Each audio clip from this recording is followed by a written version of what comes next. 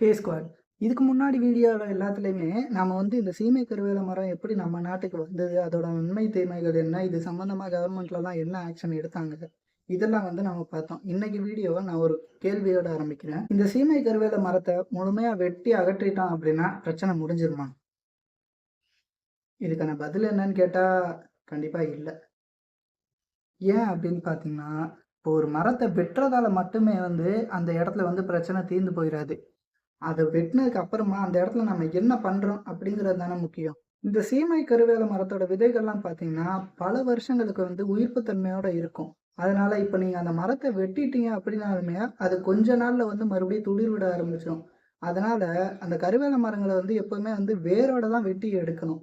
ரெண்டாவது விஷயம் என்னன்னு பார்த்தீங்கன்னா, இப்போ வந்து சப்போஸ் அந்த கருவேல மரங்களை வெட்டி எடுத்ததுக்கு அப்புறம் கூட அந்த இடங்களை நம்ம அப்படியே சும்மாவே விட்டுறக்கூடாது. ஏன்னா கொஞ்ச நாள்ல மறுபடியுமே வந்து அதோட விதைகள் மூலியமா மறுபடியுமே வந்து சீமை கருவேல மரங்கள் வந்து துளிர் விட்டு வளர ஆரம்பிச்சிடும். இதுக்கு நாம என்ன பண்ணலாம் அப்படின்னு பார்த்தீங்கன்னா, இப்ப அந்த மரங்கள வெட்டுனதுக்கு அப்புறமா அந்த இடங்கள அப்படியே சும்மா விடாம, நம்மளோட நாட்டு மரங்கள் இருக்கும்ல, இந்த கிட்ட வேப்ப மரம், புளிய மரம், புங்க மரம், அரச மரம், ஆலமரம், இந்த பூவரச மரம், இந்த மாரி மர விதைகள்லாம் நம்ம நட்டு வச்சோம் அப்படின்னு வைங்களேன், இந்த மரங்கள் தான் வந்து அதிகமா வளர ஆரம்பிக்கும். இதோட வளர்ச்சி வந்து அப்படியே குறைஞ்சிரும்.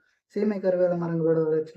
இந்த மரங்கள் எல்லாமே நம்மளோட உள்ளூர் பறவைகள், விலங்குகள், பூச்சிகள் எல்லாத்தோட வாழ்க்கையை ஆதரிக்கிறது மட்டும் இல்லாம, இயற்கையோட சமநிலையையும் வந்து பாதுகாத்துக்கிட்டு இருக்கு இந்த மரங்கள்லாம்.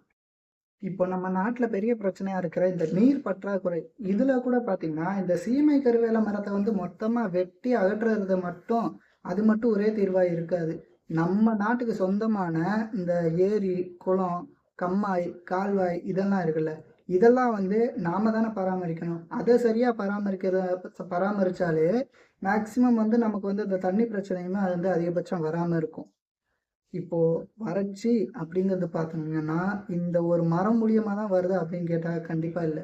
நமக்கு சொந்தமான, நம்ம நாட்டுக்கு சொந்தமான பல நீர்நிலைகளையும், ஆறுகளையும் நாம இழந்ததுனால தான் இன்னைக்கு நாமெல்லாம் இந்த நீர் தட்டுப்பாட்டுல இருக்கோம். பலருக்கு வாழ்வாதாரத்தை கொடுத்ததும், பலருக்கு வந்து பெரிய பிரச்சனையா இருக்கிற இந்த சீமை கருவேல மரம் அப்படிங்கிறது உண்மையிலே வந்து நம்ம ஊரோட வரமா? இல்ல சாபமா? இப்போ நாம இந்த சீரிஸோட இறுதி கட்டத்துக்கு நம்ம வந்துட்டோம். இந்த வீடியோ நீங்க முழுசா பார்த்ததுக்கு அப்புறமா உங்களுக்கு ஒரு விஷயம் நல்லா புரிஞ்சிருக்கும். இந்த சீமை கருவேல மரம் அப்படிங்கிறது வந்து வரமா இல்ல சாபமா அப்படின்னு கேட்டா, இந்த மரத்தை பொறுத்த வரைக்கும் முழுமையா வந்து இது சாபமும் கிடையாது. அதே நேரம் இது வந்து முழுசா ஒரு வரம் அப்படின்னும் சொல்ல முடியாது.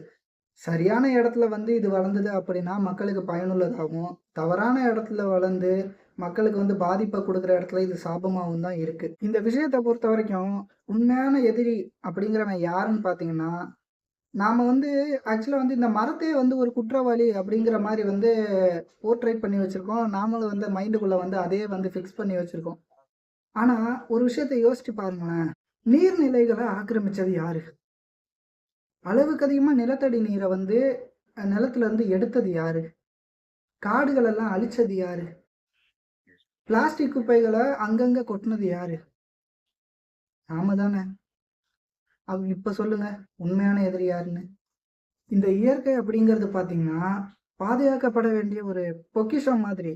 இப்போ ஒரு மரத்தை வெட்டுறதுனால எல்லா பிரச்சனையுமே வந்து முடிஞ்சு போயிடும் அப்படிங்கிறது இல்லாம, நம்மளோட வாழ்க்கை முறையை வந்து சரியான விதத்துல மாத்தி அமைச்சுக்கிறது தானே இதுல வந்து ஒரு சரியான முடிவா இருக்கும். ஸோ ஒரு மரத்தை வெட்டுறதுக்கு முன்னாடி அது என்ன இனம், அது எங்கே வளர்ந்துருக்கு, அதை வெட்டினதுக்கு அப்புறமா அந்த இடத்துல என்ன நடக்கும், இது எல்லாத்தையும் நம்ம யோசிச்சு பார்க்கணும்ல.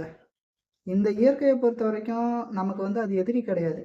நாம வந்து அந்த இயற்கைக்கு நண்பனாக இருந்தாதான் நம்மளோட அடுத்த தலைமுறைக்கு குடிநீரும் சரி, விவசாயமும் சரி, இப்ப இருக்கிற இந்த பசுமையும் சரி, அப்படியே நம்மளோட அடுத்த தலைமுறைக்கு போய் சேரும். இந்த பூமியை நாம நம்மளோட முன்னோர்கள் கிட்ட இருந்து எப்படி வாங்கினோமோ அதே மாதிரி தான் நாம நம்மளோட அடுத்த தலைமுறைக்கும் கொடுக்கணும். அதுதானே சரியான முடிவாகவும் இருக்கும். ஸோ அதை பாதுகாக்கிறது அப்படிங்கிறது நம்ம ஒவ்வொருத்தரோட கடமை தான். ஓகே மக்களே, நாம் இந்த வீடியோவோட இறுதிக்கு வந்துட்டோம். இந்த வீடியோ உங்களுக்கு பிடிச்சிருக்கும் அப்படின்னு நான் நம்புகிறேன். உங்களுக்கு பிடிச்சிருந்தது அப்படின்னா லைக் பண்ணுங்கள், ஷேர் பண்ணுங்கள். உங்களோட மேலான கருத்துக்களை தயவு செஞ்சு வந்து கமெண்ட்டில் பதிவு பண்ணுங்கள். நம்ம அடுத்த வீடியோ எதை பற்றி போடலாம் அப்படிங்கிறதையும் சொல்லுங்கள். இதே மாதிரி மேலும் நல்ல கருத்துக்களை பார்க்கணும் அப்படின்னு நினச்சிங்கன்னா நம்ம சேனலை சப்ஸ்கிரைப் பண்ணி வச்சுக்கோங்க. அடுத்த வீடியோவில் பார்ப்போம்.